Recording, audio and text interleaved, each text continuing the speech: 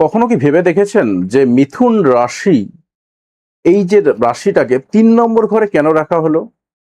কিংবা মিথুন রাশির যে সিম্বল, সেখানে একটা যমজ বাচ্চাকে বা যমজ কোনো শিশুকে এখানে দেওয়া হয়েছে। এর কারণটাই বা কি? তো হঠাৎ করে টুইন রাখার কারণটা কি? কখনো কি ভেবে দেখেছেন? বা মিথুন রাশির যারা মানুষ রয়েছেন তারা আসলেই কিরকম? তো তাদের বৈশিষ্ট্যটা কিরকম রয়েছে? দেখুন, প্রত্যেকটা রাশির মানুষজন জানতে চান যে আসলে তারা কেমন ব্যক্তি, সেটা নিয়ে তাদের একটা গভীর প্রশ্ন থাকে। তো এর উত্তরটা পাওয়ার একটা সহজ উপায়, সে যদি তার নিজের রাশির যে বৈশিষ্ট্যগুলো রয়েছে সেই বৈশিষ্ট্যগুলোর দিকে একটু আলোকপাত করে। এবারে বৈশিষ্ট্যের দিকে আলোকপাত করলেই কি তার সবটা জানা হয়ে যাবে? এমনটা কিন্তু নয়, কারণ বৈশিষ্ট্য, রাশির বৈশিষ্ট্য তাকে প্রায় 60% কন্ট্রোল করে। এর বাইরেও তার আরো জিনিসপত্র রয়েছে, কারণ কোন প্ল্যানেটের কোন নম্বর জায়গাতে সে বসে রয়েছে বা কত নম্বর জায়গাতে পজিশন রয়েছে সেটার উপরেই কিন্তু নির্ভর করে। তো আলটিমেটলি মিথুন রাশির মধ্যে কি এমন বৈশিষ্ট্য রয়েছে যেটা রাশিচক্রের একটা অন্যতম রাশি হিসাবে মিথুন রাশির লোকজনরা রয়েছেন? তো যারা মিথুন রাশির লোকজন রয়েছেন তারা ঝটপট কমেন্ট করে জানিয়ে দিন যে আপনার রাশি কি, বা আপনার রাশিটা আপনি সঠিকভাবে জানেন কিনা, তার সঙ্গে আপনার যে বৈশিষ্ট্যগুলো বলা হবে সেই বৈশিষ্ট্যগুলোর সঙ্গে আপনার কতটা মিলছে। আর যারা অন্য রাশির মানুষজন রয়েছেন তারা অবশ্যই ভিডিওটার সঙ্গে থাকবেন, এবং আপনারাও আপনাদের কোনো এক বন্ধুকে স্টাডি করে নিতে পারবেন এই ফাঁকেতে। আর যারা অ্যাস্ট্রোলজি শিখতে চাইছেন তাদের জন্য রয়েছে বিশেষ কিছু অফার। একদম ভিডিও শেষ পর্যন্ত দেখতে থাকলে কিন্তু আপনি জায়গাটা ক্লিয়ার করে নিতে পারবেন। তো প্রথমেই আমরা চলে যাচ্ছি যে মিথুন রাশির যেটা বৈশিষ্ট্য, সেই বৈশিষ্ট্যের একটা গভীর বিশ্লেষণ। দেখুন, রাশিচক্রের তৃতীয় রাশি যেটা আমরা প্রথমেই বললাম সেটা হলো মিথুন বা জেমিনাই। যদি মেষ রাশিটা আত্মপ্রকাশের সূচনা হয়, বৃষ রাশি যদি হয় জীবনের ভিত্তিকে নির্দেশ করে, তাহলে মিথুন রাশি হচ্ছে জ্ঞান, যোগাযোগ, পৃথিবীকে জানার একটা প্রথম দরজা। একটা শিশু জন্ম নিল, শিশু জন্ম নেওয়ার পরেতে যে সে প্রথম কি হয়, সে প্রথমে পরিবার পেল, তারপরে ধীরে ধীরে বড় হলো। এরপর তার মধ্যে কি জন্মায়? কৌতূহল জন্মায়। তো কৌতূহল জন্মানোর সময় তার মধ্যে কি আসে? সে প্রশ্ন করতে শেখে, কথা বলতে শেখে, সে শুনতে শেখে, সে ভাই বোন, বন্ধু, প্রতিবেশী এদের সঙ্গে মিশতে শেখে।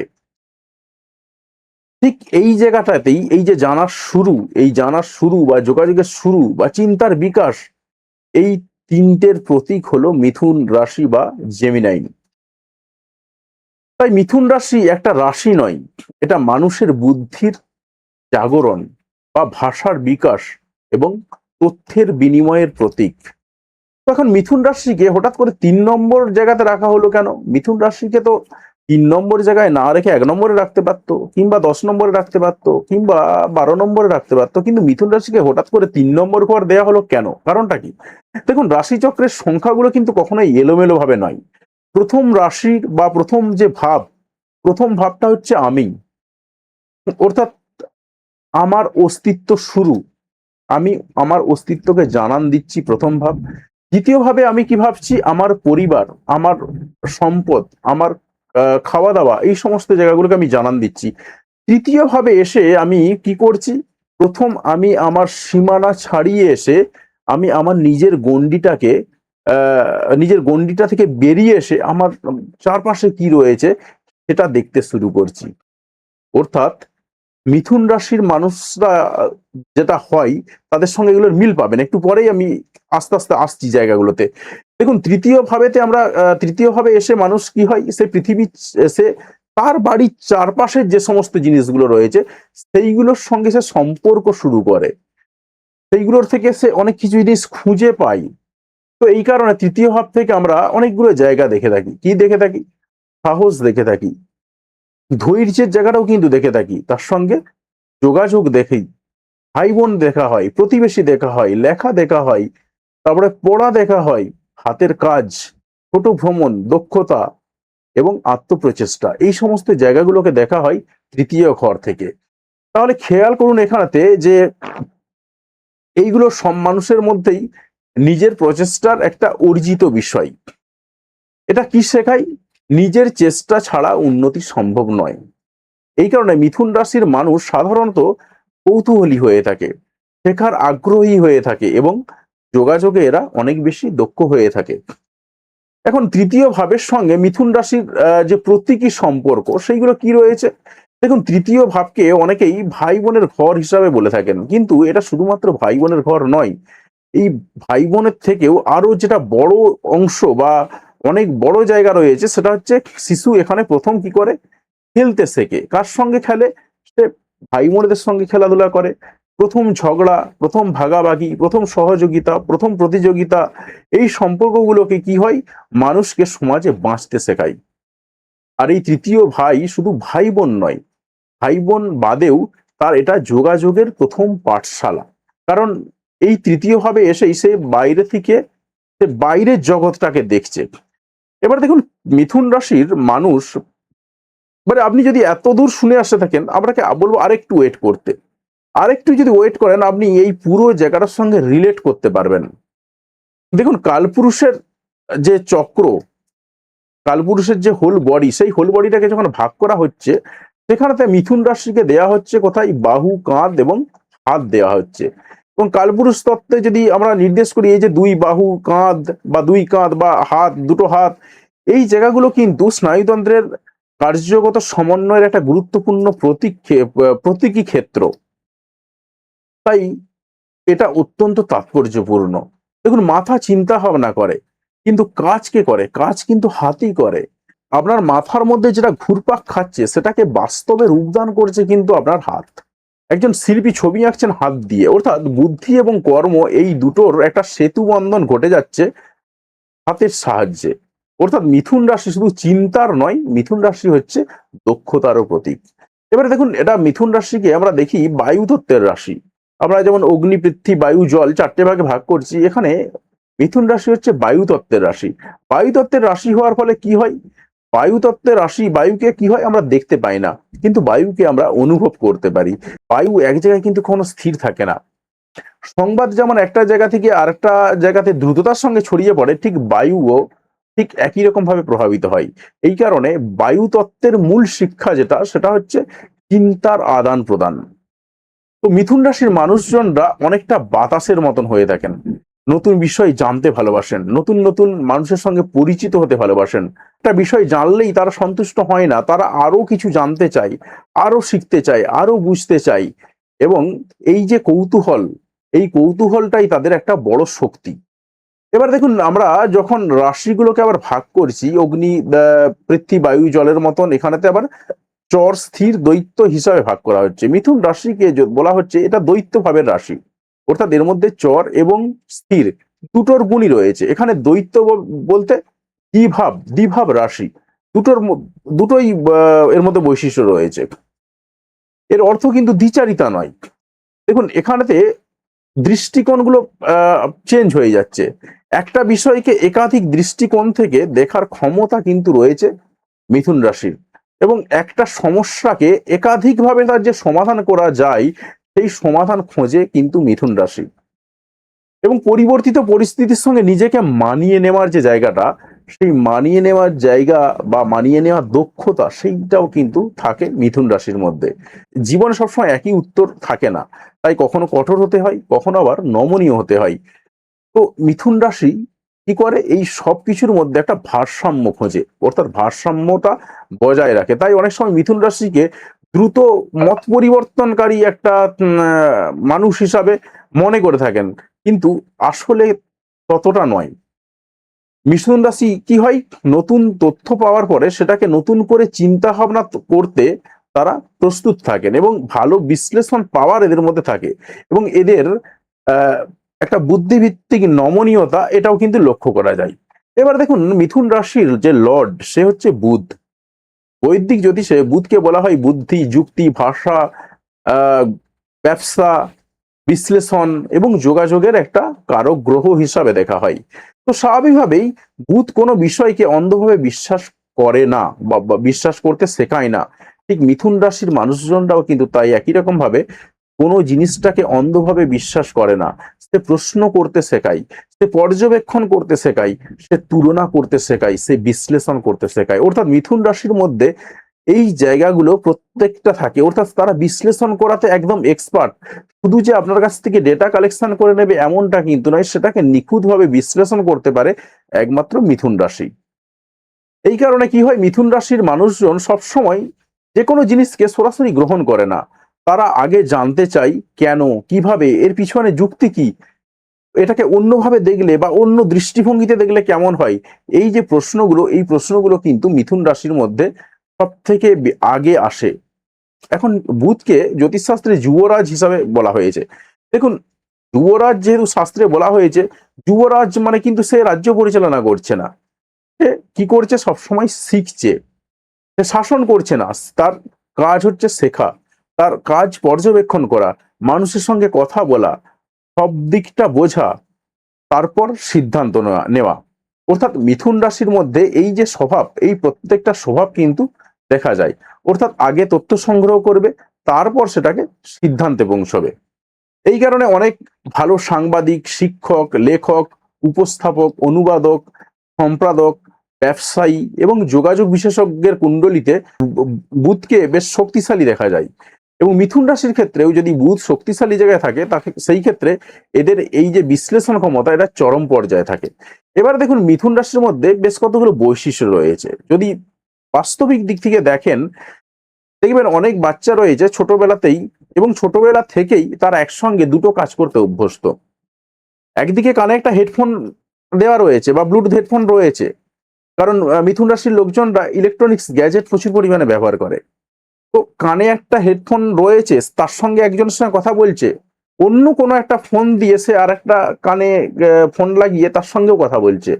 আপনি জাস্ট অবাক হয়ে যাবেন, কারণ এদের ব্রেন কিন্তু একসঙ্গে চলে। আপনি একটু পরেতেই বলবো যে ব্রেন একসঙ্গে চলে, তার যে ব্যাখ্যা আপনি সেটাও পেয়ে যাবেন।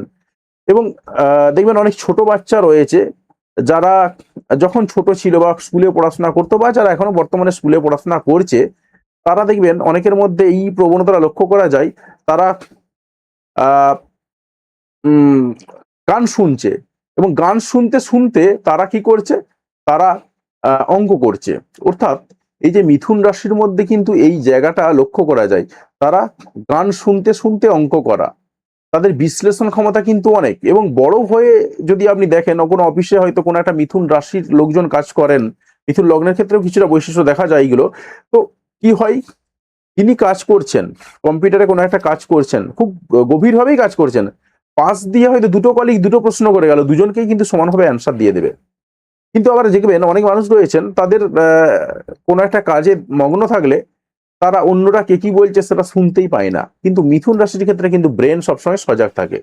মিথুন রাশির মানুষদেরকে আপনি দেখবেন হয়তো বাড়িতে কাজ করছে, বাড়িতে কাজ করার সঙ্গে সঙ্গে তার কানেতে হয়তো ব্লুটুথ হেডফোন লাগানো রয়েছে, হয় কারোর সঙ্গে কথা বলছে, কথা বলতে বলতে কাজ করছে, কিংবা আপনি দেখে থাকবেন যে কোনো একটা স্টোরি চালিয়ে দিয়ে, কিংবা কোনো গল্প কিংবা কোনো কিছু শেখার বিষয় চালিয়ে দিয়ে তারা কানে শুনছে প্লাস কাজ করছে। অর্থাৎ একসঙ্গে দুটো, তিনটে, চারটে পর্যন্ত কাজ করার, অর্থাৎ যতগুলো কাজ করা যায় একসঙ্গে, প্রত্যেকটা কাজ করার যে ট্যালেন্ট, সেই ট্যালেন্টটা থাকে মিথুন রাশির মধ্যে। এবারে আপনার মনে হতে পারে, ভাই এটা কি করে সম্ভব? হ্যাঁ, সম্ভব। একটু পরে আপনি দেখতে পাবেন, জানতে পারবেন। এবং আপনারা যদি মিথুন রাশির কোনো মানুষ বন্ধু হয়ে থাকেন, তারা যে এইরকম ব্যক্তি, আপনি তাদেরকে অবজার্ভ করলে বুঝতে পারবেন। আর যে সমস্ত মিথুন রাশির জাতক জাতিকারা ভিডিওটা শুনছেন, তারা তো নিজের সঙ্গে পুরো হুবহু মিলিয়ে ফেলতে পারছেন। এবার দেখুন, মিথুন রাশির যে প্রতীক, সেটা কি হয়, একটা যমজ, যমজ বাচ্চা যেটাকে বলছিলাম, অর্থাৎ টুইন। তো এই যমজ বাচ্চা বা যমজ টুইনটাকে রাখা হলো কেন, বা টুইনটাকে রাখা হলো কেন? দেখুন, মিথুন রাশির প্রতীক এই যে যমজ বাচ্চা বা যমজ মানব বা টুইন, এর প্রতীক হচ্ছে, এর প্রধান কারণ হচ্ছে এর যে দ্বিমুখী স্বভাব। যমজের মূল প্রতীক হলো দুটো দৃষ্টিভঙ্গি, অর্থাৎ দুটো মতকে বোঝার চেষ্টা করা, দুটো মতকে বোঝার চেষ্টা করা, দুটো মানুষের সঙ্গে যোগাযোগ ঘটানো। তার সঙ্গে কি হয়, এই যে বললাম দুটো মেমোরি, দুটো মানুষের মাথা, দুটো মানুষের মাথা দিয়ে একটা সিম্বল তৈরি। তার মানে কি হচ্ছে, তার মাথার ব্রেনের পাওয়ার কিন্তু অনেক বেশি। তারা একসঙ্গে অনেক কিছু বিষয় নিয়ে ভাবনা চিন্তা করতে পারে, যেটা অন্যান্য রাশির মানুষজনরা তুলনামূলকভাবে কম পারেন। তো মিথুন রাশির মধ্যে এই যে জায়গাটা, এই জায়গাটা কিন্তু দেখা যায়। পাশাপাশি মিথুন রাশির মানুষজনরা একজন ভালো মধ্যস্থতাকারী ব্যক্তিও হতে পারেন অনেক সময়। তারা দুই পক্ষের কথা শুনতে পারেন এবং দুদিকের যে যুক্তি, উভয়ের যুক্তিকে ভালোভাবে অ্যানালিসিস করতে পারেন। এবার দেখুন, যমজ যে প্রতীক তার মধ্যে আরো অংশ রয়েছে। এই যে যমজ হয়ে যাওয়ার ফলে তার কিন্তু দুটো হাত থাকছে না, চারটে হাত হয়ে যাচ্ছে, দুটো চোখ থাকছে না, চারটে চোখ হয়ে যাচ্ছে, দুটো কান থাকছে না, তার চারটে কান হয়ে যাচ্ছে, অর্থাৎ সবকিছুই ডবল ডবল হয়ে যাচ্ছে। আর ডবল ডবল হয়ে যাওয়ার ফলে কি হচ্ছে, তাদের ব্রেনের পাওয়ার অনেক বেশি হয়ে যাচ্ছে। আর মিথুন রাশির যে এই যে দুরকম বৈশিষ্ট্য, এই দুরকম বৈশিষ্ট্যটা কিন্তু এদের মধ্যে বিশ্লেষণ ক্ষমতা অনেক বেশি বাড়িয়ে দেয়। এবারে যোগাযোগ কেন মিথুন রাশির প্রাণ? মিথুন রাশির মানুষরা কিন্তু যোগাযোগে কিন্তু অনেক বেশি দক্ষ হয়ে থাকেন। একজন মানুষ কখনো সভ্যতা গড়তে পারে না, সভ্যতা গড়ে ওঠে ভাষার মাধ্যমে, লেখার মাধ্যমে, বিনিময়ের মাধ্যমে, শিক্ষার মাধ্যমে। এই সমস্ত বিষয়ের প্রতীক হচ্ছে মিথুন রাশি। তাই মিথুন রাশির মানুষকে আমরা সাধারণত ভাবে কি দেখি, মিশতে ভালোবাসে এরা, নতুন পরিচয় তৈরি করতে ভালোবাসে, নতুন নতুন তথ্য সংগ্রহ করতে ভালোবাসে। তবে দীর্ঘদিন একটা বিষয়ে এরা আটকে থাকতে ভালোবাসে না। আবার তৃতীয় ভাব থেকে আমরা আরো একটা জায়গা দেখে থাকি, সেটা হচ্ছে সাহস। দেখুন, একটা মানুষ যখন বাইরে বেরিয়ে যাচ্ছে, পরিবারের গণ্ডি ছেড়ে বাইরে বেরিয়ে যাচ্ছে, তখনই কিন্তু তার মধ্যে তৈরি হয় সাহস। মিথুন রাশির মধ্যে যে বিশাল সাহস থাকে এমনটা কিন্তু নয়। মিথুন রাশির মানুষদের মধ্যে তুলনামূলকভাবে সাহস অনেকটা কম থাকে, কিন্তু সাহসের জায়গাটা আমরা তৃতীয় হাউস থেকে দেখি, কারণ এই যে বেরিয়ে যাচ্ছে, এই সাহসের জায়গাটা থাকে। এবারে যোগাযোগের ভাব এদের যেহেতু অতিরিক্ত থাকে, আর এই যোগাযোগের ভাব অতিরিক্ত থাকার কারণে তাদের মধ্যে একটা মেন্টাল সাহস অনেক বেশি থাকে। নিজের কথা বলার দক্ষতা, নিজের মত প্রকাশ করার দক্ষতা, প্রথম পদক্ষেপ নেওয়া, প্রথম চিঠি লেখার দক্ষতা, এই সমস্ত জায়গাগুলো কিন্তু এবং ব্যবসা শুরু করার যে দক্ষতা, সেই সমস্ত জিনিসগুলোই কিন্তু মিথুন রাশির মধ্যে চরম পর্যায়ে থাকে। পাশাপাশি আমরা মিথুন রাশির যে ঘর, সেই ঘরটা দিকে একটা ছোটখাটো ভ্রমণও দেখি। কেন ভ্রমণ দেখা হয়? দেখুন, মিথুন রাশির ব্যক্তিরাই 3 নম্বর হাউসের মধ্যে পড়ছে, অর্থাৎ সে কি করছে, তার বাড়ির আশেপাশে, বাড়ির বাইরে বেরোচ্ছে, বাড়ির বাইরে বেরিয়ে বাড়ির চারপাশটাকে সে দেখছে। অর্থাৎ এই কারণে কিন্তু ভ্রমণও আমরা তৃতীয় হাউস থেকে দেখে থাকি। আর এই তৃতীয় হাউসের সঙ্গে মিথুন রাশির মধ্যে একটা ভালো সম্পর্ক রয়েছে, অর্থাৎ পৃথিবীকে জানতে শেখা, পৃথিবীকে চিনতে শেখা, এটা কিন্তু মিথুন রাশির মধ্যে চরম পর্যায়ে থাকে। মিথুন রাশি কি করে, এই যে ছোট ছোট অভিজ্ঞতাগুলো, এই অভিজ্ঞতাগুলোকে সঞ্চয় করে। এখন এত কিছু শিখলাম, এত কিছু জানলাম, এর মধ্যে আমরা কয়েকটা এবারে সামারিতে চলে আসি। সামারিতে কি, মিথুন রাশির যদি ইতিবাচক দিকগুলো আমরা দেখি, তার মধ্যে কি পাচ্ছি আমরা? মিথুন রাশির মানুষজনরা অত্যন্ত বুদ্ধিমান হয়ে থাকেন, এরা কৌতূহলী হয়ে থাকেন, এরা দ্রুত শিখতে পারেন, এরা যোগাযোগে ভীষণ দক্ষ হয়ে থাকেন, ভালো বক্তা হয়ে থাকেন, ভালো লেখক হতে পারেন, বিশ্লেষণ ক্ষমতা এদের প্রবল ভালো থাকে, সহজে নতুন পরিবেশে নিজেকে মানিয়ে নিতে পারে। পাশাপাশি এদের মধ্যে রসবোধও ভালো থাকে, নতুন ধারণা গ্রহণ করতে এরা আগ্রহী, বহু বিষয়ে জ্ঞান অর্জন করার এদের ভীষণ ইচ্ছা থাকে, আর দ্রুত এরা তথ্য সংগ্রহ করতে পারে। কিন্তু কিছু নেতিবাচক দিক রয়েছে মিথুন রাশির মধ্যে। কিরকম? যেহেতু এদের ডুয়েল মেন্টালিটি বললাম, এই কারণে কি হয়, এরা অতিরিক্ত চিন্তা করে, একসঙ্গে অনেক কাজ শুরু করে দেয়, একটা কাজ শেষ হলো না সেই অবস্থাতেই আর একটা কাজ শুরু করে দেয়। মনোযোগের দ্রুত পরিবর্তন ঘটে এর ফলে। সিদ্ধান্তহীনতায় মাঝে মধ্যে ভোগে এরা, বিশেষ করে মার্কারি যদি দুর্বল জায়গায় থাকে। এদের মধ্যে একটু অস্থিরতা দেখতে পাওয়া যায়, কোনো বিষয়ে গভীরে যাওয়ার আগেই সেইটার বিষয়ে আগ্রহটা অনেক সময় হারিয়ে ফেলে। এই জায়গাগুলো কিন্তু দেখা যায়। তার কারণ একটা বিষয়ে প্রবেশ করেছে, সেই জায়গাতে এগিয়ে যাচ্ছে, হঠাৎ করে অন্য একটা বিষয় চলে আসলে সেই জিনিসটার দিকে তারা ঝুঁকে যায়, যে কারণে কি হয়, আহ এই যে আগ্রহটা, সেই আগ্রহটা এরা হারিয়ে ফেলে। আর এর ফলে কি হয়, এদের মানসিক চাপ নেওয়ার যে ক্ষমতা, সেই মানসিক চাপ নেওয়ার ক্ষমতা অনেক সময় ডাউন খেয়ে যায়। আর এরা কি করে, এদের অতিরিক্ত কথা বলে ফেলে মাঝে মধ্যে।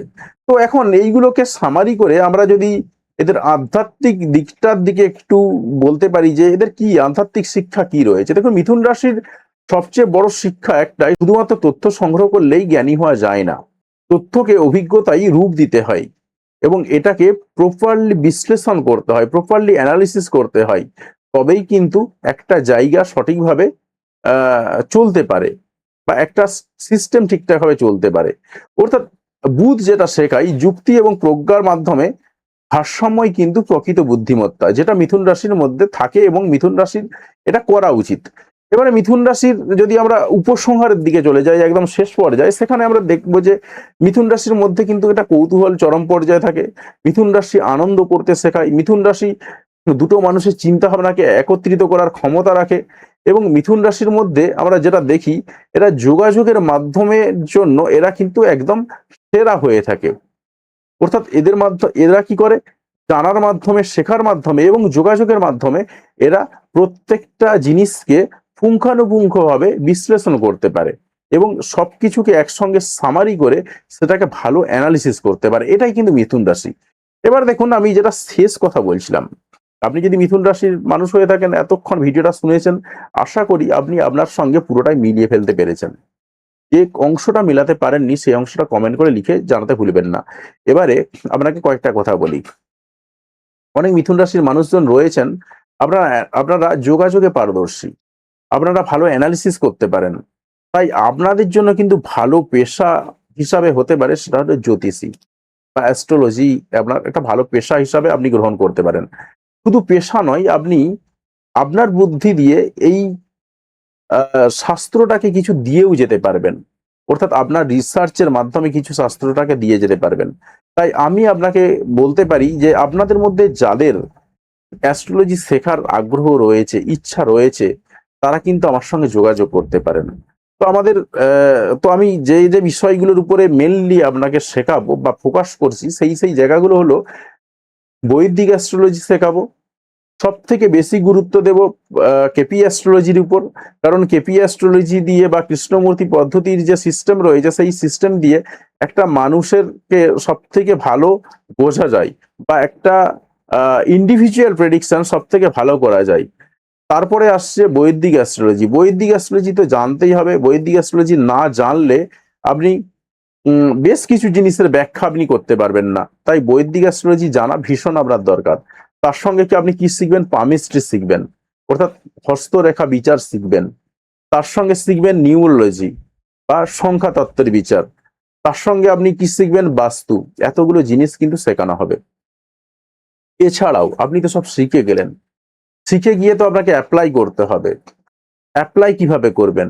দেখুন, অ্যাপ্লাই করার জন্য বর্তমানে সবথেকে শ্রেষ্ঠ পন্থা হচ্ছে আপনাকে তুলে ধরার জন্য রয়েছে সোশ্যাল মিডিয়া। একটা ফেসবুকের পেজ কি করে পরিচালনা করবেন, একটা ইউটিউবের চ্যানেল কি করে পরিচালনা করবেন, এই জায়গাগুলো কিন্তু আপনাকে একদম পুঙ্খানুপুঙ্খ ভাবে হাতে ধরিয়ে শেখানো হবে। ভিডিও এডিটিং কিভাবে করবেন, ক্যামেরার সামনে কিভাবে নিজেকে প্রেজেন্ট করবেন, কিভাবে কথা বলবেন, কি সিস্টেমে কথা বলবেন, এই সমস্ত জিনিসপত্রগুলোই কিন্তু আপনাকে শেখানো হবে।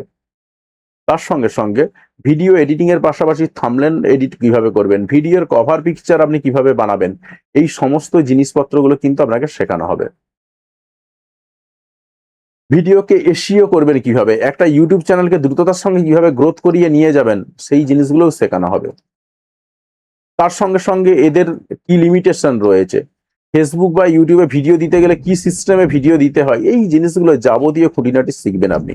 ভিডিও এডিটিং এর জন্য শুধুমাত্র যে আমি কম্পিউটার দিয়ে শেখাবো এমনটা নয়, কম্পিউটার এবং মোবাইল দুটোর সাহায্যেই আপনি কিভাবে কাজ করতে পারবেন সেই জিনিসটাও কিন্তু শেখানো হবে।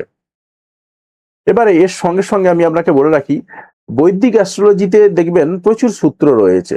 এত সূত্র মুখস্থ করার কোনো দরকার নেই, মুখস্থ করার কোনো প্রয়োজন পড়বে না। আমি আপনাকে শেখাবো একদম জ্যামিতি স্টাইলে এবং ম্যাথামেটিক্যালি যেভাবে শেখানো হয় জিনিসপত্রগুলোকে, ঠিক সেভাবে শেখাবো। এর ফলে হবেটা কি, আপনি খুব সহজেই যে কোনো জিনিসকে খুব অ্যানালিসিস করতে পারবেন এবং সেটা থেকে একটা ভালো আউটপুট পেতে পারবেন। এর সঙ্গে সঙ্গে আরো একটা জিনিস শেখানো হবে আপনাকে। বর্তমান সময়ে অনেক প্ল্যাটফর্ম বেরিয়েছে, যে প্ল্যাটফর্মগুলোতে কাজ করেও কিন্তু ভালো টাকা ইনকাম করা যায়। তো সেই প্ল্যাটফর্মগুলোতে আপনি কাজ করবেন কিভাবে, সেই জায়গাটাও কিন্তু শেখানো হবে এবং সেই প্ল্যাটফর্মগুলোতে অ্যাপ্লাই করবেন কি করে, ক্লায়েন্ট হ্যান্ডেল করবেন কিভাবে, সেই সমস্ত জিনিস একদম পুঙ্খানুপুঙ্খভাবে আপনাকে শেখানো হবে এবং এই প্ল্যাটফর্মগুলোর কি লিমিটেশন রয়েছে সেই জায়গাগুলো কিন্তু আপনাকে বলে দেওয়া হবে। তো ওভারঅল আপনি অনেক কিছু জিনিস জানতে পারবেন। এবারে তার সঙ্গে সঙ্গে ভিডিওতে যে জায়গাগুলো শেখানো হবে তার মধ্যে আপনি গোচরফল কিভাবে বানাবেন, প্ল্যানেট বকরি হচ্ছে তার এফেক্ট কিভাবে বানাবেন, দৈনিক রাশিফল, মাসিক রাশিফল, বাৎসরিক রাশিফল কিভাবে বানাবেন, এই জায়গাগুলো কিন্তু আপনাকে একদম হাতে ধরে শিখিয়ে দেওয়া হবে।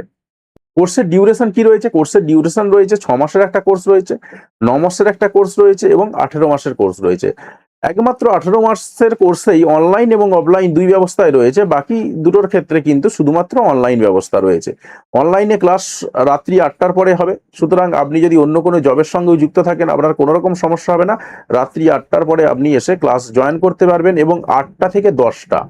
আর অফলাইনে যে ক্লাসটা হবে সেটা হবে হাওড়া ময়দানে। আপনি চাইলে হাওড়া ময়দানে ক্লাস করতে আসতে পারেন, ফিজিক্যালি আসতে পারেন। যদি মনে হয় যে আপনার অফলাইনে শেখার প্রয়োজন রয়েছে, সেই জায়গায় এসে আপনি হাওড়া ময়দানে এসে কোর্সটা কমপ্লিট করতে পারবেন এবং কোর্সের শেষে আপনি পাবেন সার্টিফিকেট। আমার কাছে শিখতে গেলে একটা লিমিটেশন রয়েছে আমার দিক থেকে। কিরকম লিমিটেশন? দেখুন, আমি হাতে ধরে আপনাকে কম্পিউটার শেখাবো না, তাই কম্পিউটারের বেসিক নলেজ আপনার থাকতে হবে। কারণ বর্তমান সময়ে দাঁড়িয়ে আমরা কিন্তু বিভিন্ন ধরনের সফটওয়্যার ব্যবহার করি এবং সেই সফটওয়্যারগুলোকে হ্যান্ডেল করা এবং ইউটিউব চ্যানেল বলি বা ফেসবুক পেজ বলি, সমস্ত কিছু জিনিস হ্যান্ডেল করতে গেলে কম্পিউটার জানাটা কিন্তু ভীষণ ভীষণ গুরুত্বপূর্ণ। তাই কম্পিউটারের বেসিক নলেজ যদি না থাকে, সেই জায়গায় দাঁড়িয়ে আমি কিন্তু আপনাকে কম্পিউটার শেখাতে পারবো না। তাই আপনাকে যেটা করতে হবে, কম্পিউটারের বেসিক নলেজ থাকতে হবে। এর সঙ্গে সঙ্গে আপনার অন্ততপক্ষে মিনিমাম কোয়ালিফিকেশন হতে হবে উচ্চ মাধ্যমিক পাস। কারণ এখানে অনেক কিছু জিনিস রয়েছে যে সফটওয়্যারগুলোতেও কিন্তু অনেক ইংলিশে লেখা থাকে, তো স্বাভাবিকভাবে আপনাকে এগুলো পড়তে, বুঝতে বা জানতে হবে। আদারওয়াইজ কিন্তু আপনি সহজে কাজ করতে পারবেন না। তো আমার কাছে এই দুটো ক্রাইটেরিয়া রয়েছে। আমি এত কথা বললাম, এত ডিটেলসে বললাম একটাই কারণে, যাতে করে এখানেই ফিল্টার হয়ে যায়। অর্থাৎ যারা মনে করছেন যে না আমি তো কম্পিউটার কিছুই জানি না, আমি শুধুমাত্র কম্পিউটারে তো জীবনে হাতও দিইনি, তাদের ক্ষেত্রে বলবো কম্পিউটার শিখুন, তারপর আমার কাছে শিখতে আসুন। কিংবা আপনি প্যারালালি আমার কাছে শিখতে পারেন এবং তার সঙ্গে প্যারালালি কম্পিউটার শিখে নিতে পারেন। কারণ একটা কম্পিউটারের কোর্স করতে শিখতে হয়তো 6 মাস সময় লাগবে, আপনি এখানেতে আমার কাছে 18 মাস ধরে কোর্স করবেন। 18 মাস কোর্সের মধ্যে আপনি কিন্তু প্রায় 1 বছরের মধ্যে অনেকটাই শিখে যাবেন। আপনি কনসালটেশন শুরু করতে পারবেন। বাকি 6 মাসে আপনি প্রফেশনালি কি করে নিজেকে গ্রোথ করবেন, সেই জিনিসপত্রগুলোই কিন্তু মেনলি শেখানো হবে। তার সঙ্গে সঙ্গে আরো অনেক কিছু খুঁটিনাটি বিষয় রয়েছে, সেই সমস্ত জায়গাগুলো কিন্তু আপনাকে শিখিয়ে দেওয়া হবে। তো আলটিমেটলি আপনি কিন্তু পুরো জায়গাটাই একটা সিস্টেমের মধ্যে থেকেই পুরো কমপ্লিট করতে পারবেন। তো যাই হোক, ধন্যবাদ বন্ধু ভিডিওটি দেখার জন্য।